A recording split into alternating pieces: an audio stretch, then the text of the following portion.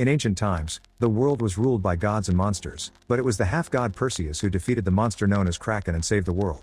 His father Zeus offered him to rule by his side as a reward, but Perseus turned him down because he preferred to live as a human. Eventually Perseus' wife died, but this didn't make him change his mind. He still lives as a simple fisherman and takes good care of his son Helios. One evening, Zeus visits Perseus to bring some bad news. The gods are losing their powers because humanity doesn't pray anymore.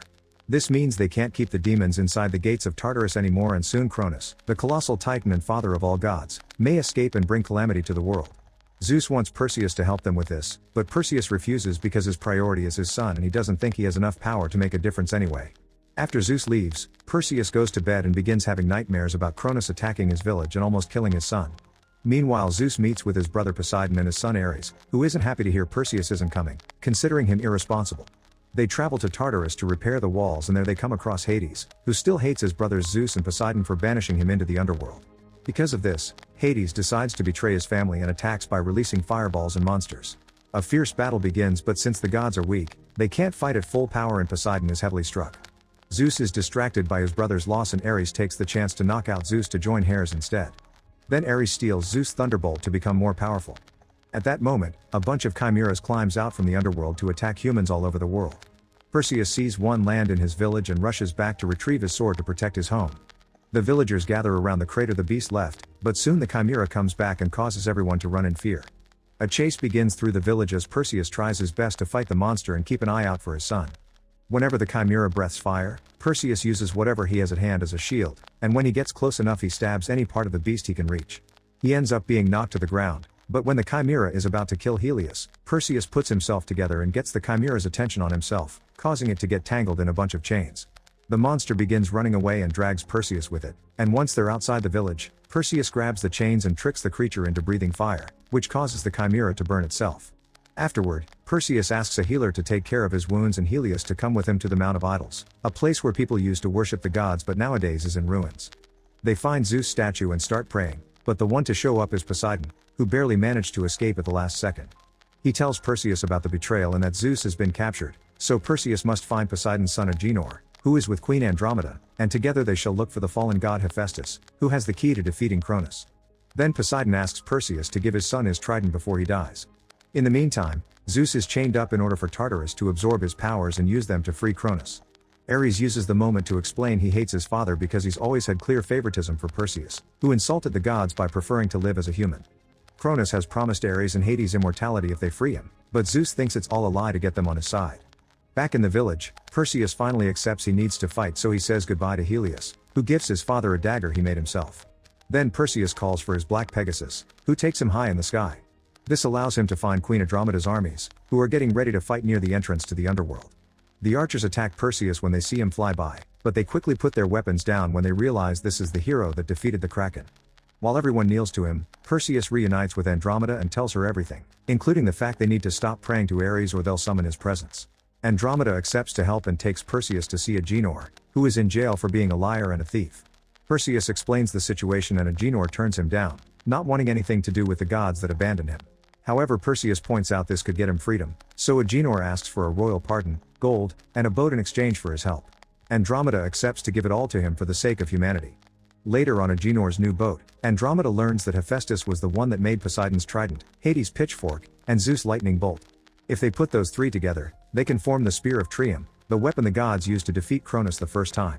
Hephaestus lives on the island of Kale, which was never found, but Agenor swears he knows how to get there. Perseus accepts to free him from his chains and hands him the trident, which Agenor immediately sticks in the boat to guide it to the island. When they make it to Kale, they realize there are hidden traps everywhere. Andromeda's guards want to pray to Ares for protection, and Perseus has to remind them that Ares isn't on their side anymore. The group tries to be careful, but Agenor still walks into a wire and gets captured inside a trap. While they discuss how to get him out, the trap is suddenly taken away by its ropes, and Perseus tries going after it only to find a tree being thrown at him. Perseus quickly dodges it and is shocked to discover a Cyclops is behind all this. Andromeda's team tries to help him, but a second Cyclops shows up and begins killing the soldiers. Andromeda hides with her guard Corinna, who tries to pray to Ares and Andromeda has to shut her up. A Cyclops is about to find them, but suddenly it hears a painful scream from its companion and it rushes to check on it. It turns out Perseus has managed to stab the Cyclops following him, and with the help of the soldiers, he activates one of the forest traps to knock it out. The second Cyclops comes to attack and Perseus activates the trident to defend himself. This causes a third Cyclops to show up and stop its companions because the trident is the symbol the group was sent by the gods. Agenor is freed and the Cyclopes kneel for Perseus in respect. Meanwhile, Ares takes advantage of Zeus being chained to start hitting him over and over. Ares doesn't know his own limits, so Hades has to stop him before he ruins the plan. Zeus begins aging at a great speed as the chains cover his arms in lava to absorb his power. Moments later, the group finally makes it to Hephaestus' lair. The old god doesn't sound very sound of mind, but he recognizes Perseus and informs him he can't help because he doesn't have godly power anymore since Zeus took it from him when he banished him to the human realm. Andromeda grabs Hephaestus' hand and begs for his help, which is enough to make him change his mind because Andromeda reminds Hephaestus of his wife Aphrodite. Hephaestus then reveals he was the one that designed Tartarus and included a secret passage they could use. They need to get to the heart of Tartarus, and for that they need to cross the labyrinth that surrounds it. The group leaves to reach a different building where Hephaestus has hidden the labyrinth entrance, and he gives Agenor a map of the labyrinth just in case. When they're about to make it to the door, suddenly Ares shows up. He kills Andromeda's remaining soldiers and Perseus punches him for it, but he isn't strong enough to cause damage. While Hephaestus opens the hidden door, the group attacks Ares, but he's too strong and easily pushes them all away. Corinna gets on her knees and reveals she was the one that prayed for him, but Ares thanks her by killing her.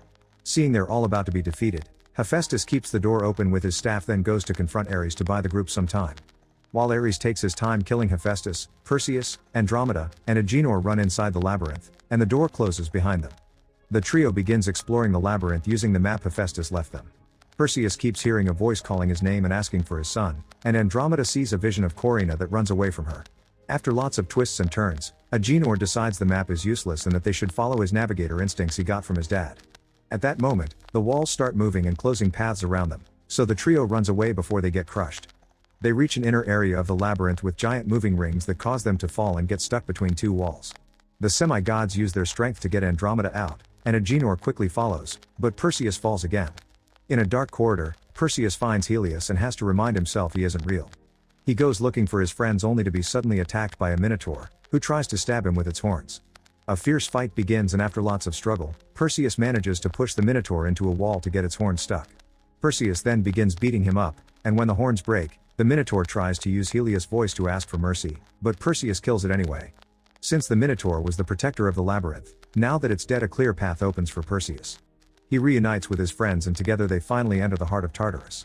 Meanwhile, Zeus apologizes to Hades for banishing him into the underworld and confesses he forgives Hades for capturing him now. Hades starts changing his mind since he's always wanted the approval of his family, but at that moment Ares shows up and attacks him to stop him from freeing Zeus. After exchanging a few hits, Hades grabs Ares and makes them fall into the abyss while Cronus finishes absorbing Zeus' power and finally starts waking up. The trio arrives and Perseus uses Poseidon's trident to free Zeus while Ares makes his way back up, ready to keep fighting. Andromeda and Agenor try to stop him to no avail, but suddenly Ares falls when Hades attacks him from behind with his pitchfork. The trio runs away with Zeus as Ares takes the pitchfork from Hades and throws it at Zeus, stabbing him in the back. Zeus uses this as an opportunity and puts together the pitchfork and the trident to make the group teleport out of Tartarus. Furious, Ares stabs Hades, then he checks the area to discover Perseus dropped Helios' gift. Minutes later, the group appears at Andromeda's camp, but Zeus doesn't have much time left. He tells Perseus that Ares has his lightning bolt, so they need to steal it and make the spear, which only Perseus can wield. The group makes a plan. Agenor, Andromeda, and her army will hold Cronus back while Perseus gets the bolt. He prays to Ares and asks him to meet him at the temple, which he reaches by flying on his Pegasus. The entrance to the underworld explodes and fireballs begin falling all over the area, bringing all kinds of monsters with them. The humans fight with all the weapons and strategies they can muster, but they won't be able to hold on for much longer. Suddenly Hades shows up at the battlefield to visit Zeus, holding his hand as he accepts to forgive him and shares his last bit of power. This makes Zeus look young again and heals his wounds. Then both gods join the fight, bringing down monsters as if they were flies. Meanwhile, Perseus arrives at the temple and discovers Ares has brought Helios, because he wants him to watch his father be taken away like Ares had to watch his own. A fierce fight begins between the brothers, but it's easy for Ares to overpower a semi-god. When Ares is about to kill Perseus, Helios comes forward with his dad's sword, which distracts Ares. Perseus uses the chance to jump on his brother from behind and steal the lightning bolt, which he then uses to finally kill Ares. Now that he has the three weapons, Perseus puts them together to create the Spear of Trium. Meanwhile, Cronus finishes awakening and appears on the battlefield, so Hades and Zeus concentrate on attacking him. Their power is weak and can't do much, thus Cronus ignores them to start destroying the area instead, shooting lava all over the place. Perseus arrives on his Pegasus, but he can't come closer to strike because of all the raining lava. Hades and Zeus put their powers together to land a good hit on Cronus and give the chance Perseus to fly closer. This enrages Cronus and causes him to hit the land to send a powerful wave toward the gods. Zeus pushes Hades out of the way and puts up a force field, but he isn't strong enough and gets hit back. This distraction is enough for Perseus to dodge Cronus' last lava wave and flies directly into his mouth to stick the spear directly inside his body. The plan works and Cronus explodes until nothing but ash is left behind. The army celebrates and Andromeda is glad to see Perseus flying back alive. Afterward, Perseus reunites with Zeus, who mentions the era of gods is over and thanks Perseus for his help. Since Hades can't buy him any more time, Zeus dies in his son's arms. Then Hades announces he's powerless now, so he'll have to start a new life. Moments later, everyone at camp begins taking care of their wounds. Agenor bonds with Helios because he wants to be a good uncle, and Perseus approaches Andromeda to kiss her. When father and son get a moment alone, Helios admits that after seeing war, being a fisherman doesn't seem so bad. However, Perseus wants him to be ready for the future and decides to pass on his legendary sword. Make sure to subscribe and turn on notifications so you can watch more videos like this. Thanks for watching.